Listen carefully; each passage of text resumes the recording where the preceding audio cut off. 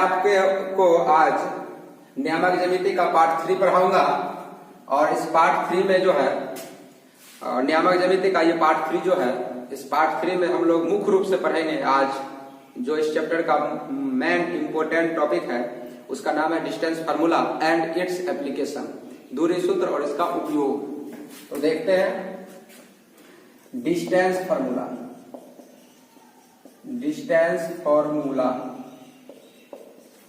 And its application.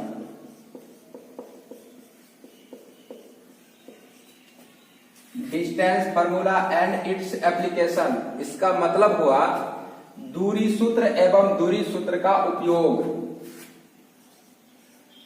दूरी सूत्र एवं दूरी एवं इसका उपयोग बोलिए, चाहे अनुप्रयोग बोलिए। दूरी सूत्र एवं इसका उपयोग। अब यहां ध्यान दीजिए, दूरी सूत्र, दूरी का मतलब क्या हुआ? दूरी का मतलब होता है कि एक बिंदु से दूसरे बिंदु, एक बिंदु से दूसरे बिंदु को मिलाने वाली रेखा की लंबाई दूरी कहलाता है। तो एक बिंदु है, फिर दूसरा बिंदु है। तो नियामक ज्यामिति हम लोग पढ़ रहे हैं, उसमें भी 2D पढ़ रहे हैं, यानी समतल में ही एक जगह से दूसरे जगह जाएंगे। और समतल में जब हम एक जगह से दूसरे जगह जाएंगे तो उसमें एक x नियामक होता है, यानी एक x का मान होता है और एक y का मान होता है। तो ये जो दूरी सूत्र हम लोग पढ़ रहे हैं, इसमें क्या है कि एक x का मान और एक y का मान होगा। तो बॉक्स में जो हम लोग लिखते हैं एक साथ, उसको बोलते हैं नियामक। तो जैसे हम लिखते हैं a और ब्रैकेट में लिख दिए x1 और कोमा y1, इसका मतलब कोई बिंदु है और उस बिंदु का नियामक है x1 कोमा y1। और इसी को अलग अलग करके जब हम पढ़ते हैं तो बोलते हैं कि भुज है x1 और कोटि है y1। फिर इसके बाद एवं दूसरा बिंदु अगर मान लीजिए b ले लेते हैं, तो इसमें भुज x2 है और कोटि y2 है। अधिकांश बुक ऐसे ही लिखता है, आपको मैं फिर ऐसे भी समझा रहा हूं और कुछ स्पेशल तरीका से भी समझाऊंगा। तो इसमें याद रखना है कि जो बॉक्स है, इस बॉक्स में जो भी दो चीज लिखा हुआ रहेगा, दो ही चीज लिखा रहेगा, तीसरा नहीं लिखा हुआ रहेगा, ये दो चीज ही बॉक्स में लिखा हुआ रहेगा। कोमा देके दो चीज लिखा रहेगा और इसमें भी कोमा देके दो ही चीज लिखा रहेगा। जैसे आप समझिए, स्टेज पर आप पहुंचिएगा, शादी जब होगी, आपको स्टेज पर पहुंचिएगा तो मुख्य रूप से वहां पर कितने लोगों का इंपोर्टेंस रहता है? 2 लोगों का इंपोर्टेंस रहता है, जिसका शादी होगा उसका और जिससे होगा उसका। वहीं पर माला एक दूसरे का लेन देन होगा। तो स्टेज पर कम से कम कितने व्यक्ति का रहना जरूरी है? 2, जिसका शादी होगा वो और जिसके साथ होगा वो। तो बॉक्स में भी 2 ही चीज रहेगा, तीसरा चीज नहीं रहेगा, 2 ही चीज रहेगा। 2 ही चीज रहेगा इस बॉक्स में, और 2 ही चीज रहेगा। स्टेज पर भी 2 ही रहेगा, भले अब उसके साथ ही कुछ और है। दूसरी बात, यहाँ पर उसके साथ ही कुछ और नहीं होगा। जब भी होगा बॉक्स में तो 2 ही होगा। और जब बॉक्स में 2 रहेगा, पहला वाला को भुज कहते हैं, दूसरे वाला को कोटि कहते हैं। वहां पहला वाला को दूल्हा कहते हैं, दूसरे वाला को दुल्हन कहते हैं। दूल्हा दुल्हन, दूल्हा दुल्हन, भुज कोटि, भुज कोटि। भुज, पहला स्थान वाला को भुज कहते हैं, याद रखना है, भुज। दूसरा स्थान वाला को कोटि कहते हैं, पहला स्थान को भुज कहते हैं, दूसरा स्थान को कोटि। भुज कोटि, भुज कोटि, भुज कोटि, भुज कोटि, भुज कोटि, भुज कोटि। तो आपको क्या करना है कि भुज में से भुज को घटा देना, भुज में से भुज को घटा देना। जब दूरी सूत्र आपको दूरी कहेगा निकालने के लिए, 2 बिंदुओं के बीच की दूरी, तो दूरी को भुज में से भुज को घटाना, कोटि में से कोटि घटाना। भुज में से भुज घटाइए, कोटि में से कोटि घटाइए, भुज में से भुज को घटाओ, कोटि में से कोटि घटाओ। लेकिन घटाया हुआ सही होना चाहिए। लेकिन आपका मन करे इस भुज में से इस भुज को घटाओ, या मन करे इस भुज में से उस भुज को घटाओ, लेकिन तो आप फ्री हो। इसमें से इसको घटाओ, चाहे इसमें से इसको घटाओ, लेकिन घटाया हुआ सही होना चाहिए। तो लिखेंगे भुज का अंतर, भुज का अंतर। तो भुज का अंतर हो जाएगा x1 माइनस x2, या आप लिख सकते हैं भुज का अंतर, या आप लिख सकते हैं x2 माइनस x1। दोनों में से कोई एक यूज कर सकते हैं। फिर आप लिख सकते हैं कोटि का अंतर, कोटिक अंतर, तो y1 माइनस y2, या आप लिख सकते हैं y2 माइनस y1। ये हम समझाने के लिए बता रहे हैं कि आप के मन में कंफ्यूजन चलेगा कि हमको हमेशा इसी में से इसको घटाना, नहीं, आपको सुविधा हो इसमें से इसको घटाना तो उस समय ऐसे करना, और आपको सुविधा हो इसमें से इसको घटाना तो उस समय ऐसे करना। तो आप भुज का अंतर कर लिए और कोटि का अंतर कर लिए। ये जो भुज का अंतर कर लिए और ये जो कोटि का अंतर आप किए हैं, ये भुज का अंतर कर लिए, इसको जो है आधार कहा जाता है। आधार, त्रिकोणमिति में जो पढ़े थे आधार, वही आधार है, बेस। इसको बेस बोलते हैं, बेस। और ये कोटि का जो अंतर किए हैं उसको बोलते हैं लंब। लंब, परपेंडिकुलर,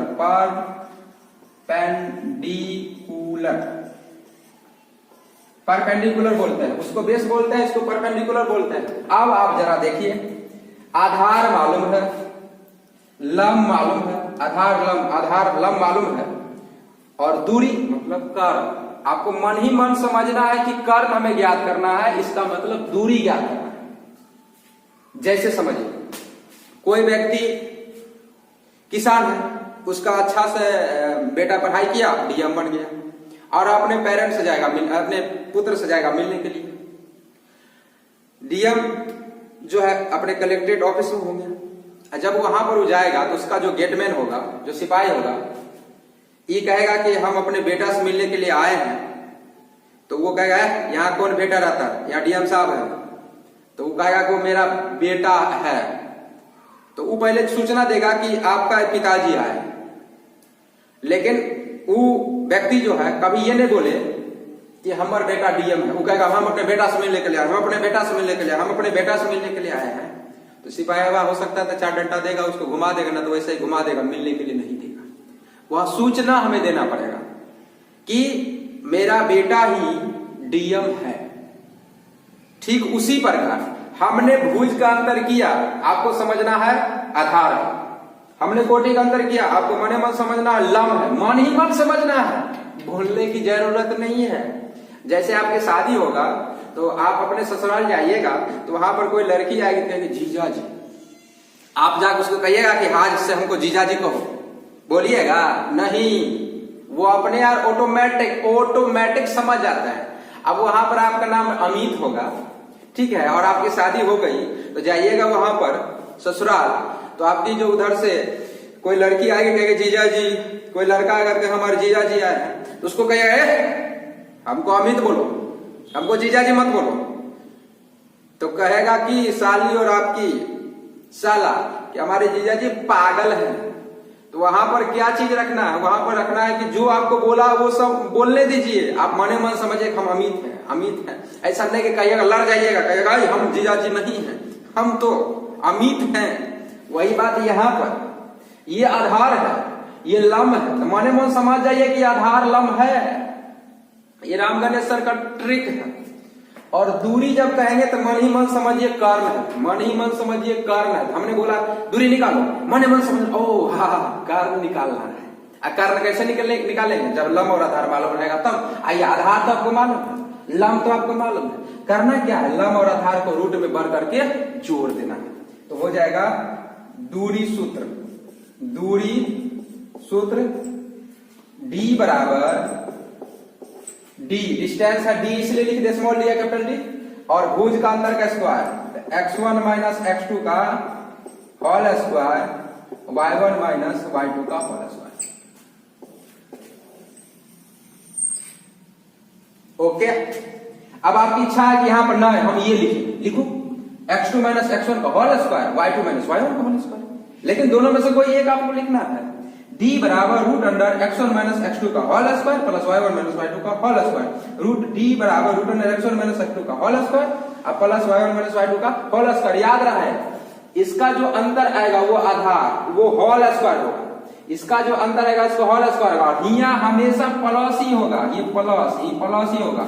यहाँ पर जो भी चीज आएगा उसका होल स्क्वायर, और यहाँ पर जो भी चीज आएगा उसका होल स्क्वायर। ओके, हम उम्मीद करते हैं कि ये दूरी सूत्र आपको अच्छा लगा होगा, आप समझ गए होंगे।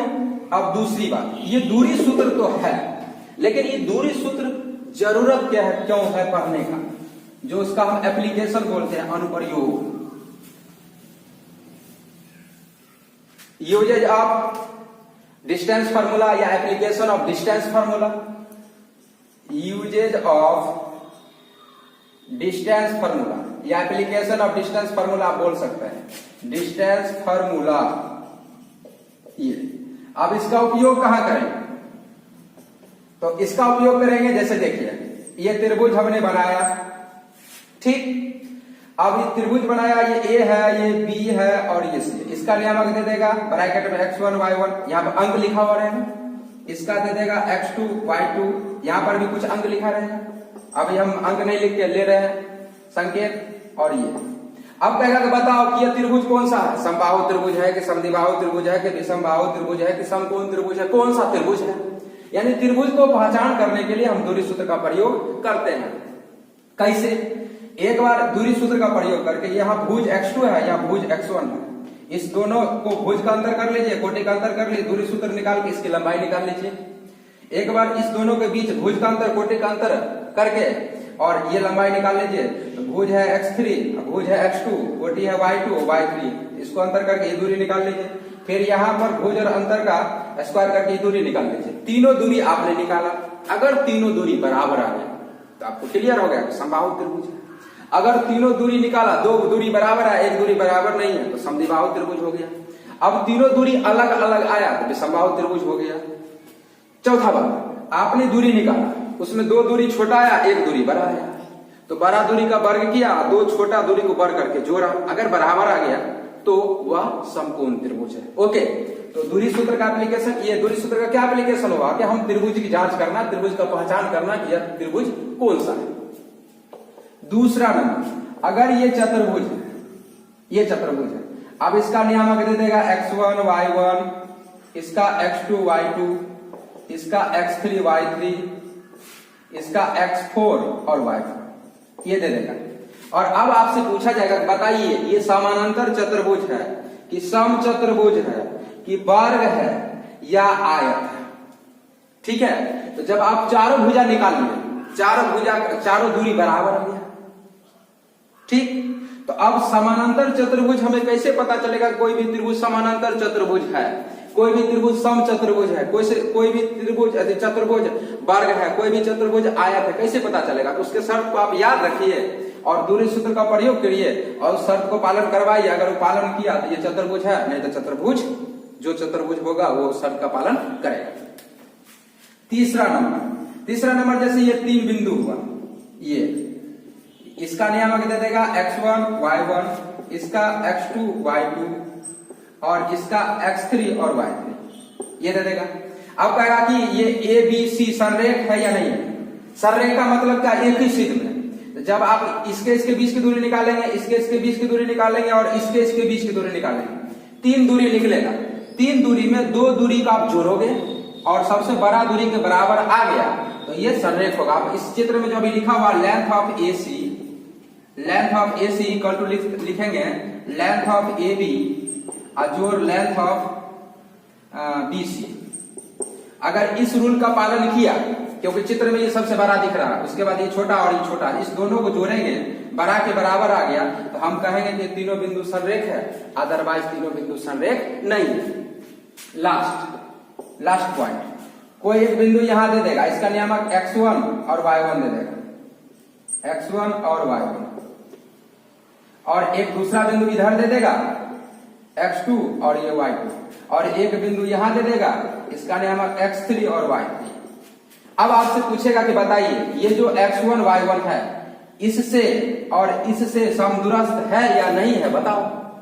इसका मतलब है कि आप एक बार दूरी सूत्र प्रयोग करके इसके बीच की दूरी निकाल लो, एक बार इसके बीच की दूरी निकाल लो। अगर ये दूरी d1 है और ये दूरी d2 है तो d1 अगर निकाले और d2 के बराबर आ गया तो हम कहेंगे कि इससे जितना दूरी पर ये बिंदु है इससे उतना ही दूरी पर ये बिंदु है, इसका मतलब ये समदूरस्थ है। कभी कभी क्या करेगा आपको, देखिए यहाँ दो है, यहाँ दो है और यहाँ दो है, 6 बिंदु है, 6 में से कोई एक गायब कर देगा और ये कहेगा कि यहाँ पर ये गायब कर देगा कि यहाँ पर किस मान के लिए ये समदूरस्थ होगा। आप d1 d2 के बराबर करोगे, दोनों तरफ बार करोगे, इसका मान रखोगे, इस तरह से सॉल्व कर लोगे तो आपको समदूरस्थ से संबंधित बातें मिल जाएगी जानकारी। हम उम्मीद करते हैं आज का मेरा वीडियो अच्छा लगा होगा।